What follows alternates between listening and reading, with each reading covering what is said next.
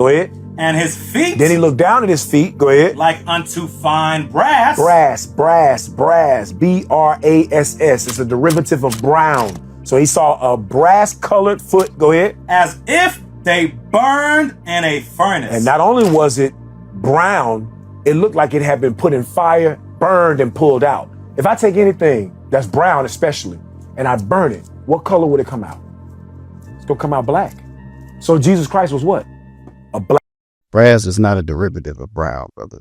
But going back to Daniel 10:6, and his eyes as lamps of fire, and his arms and his feet like in color to polished brass. And just going back to Revelation 1:14, his head and his hairs were white like wool, as white as snow, and his eyes were a flame of fire, not tint. And his feet like unto fine brass, as if they burned in the furnace, and his voice as the sound of many waters. So they want to say that, you know, when you look at a man's feet, that tells you the color of him. But we already know that there was another point in the Bible that was before Daniel and John's vision that talks about brass. Let's talk about Ezekiel chapter 1. Okay, this is the four figures that Ezekiel saw, right? So let's just start at verse 4.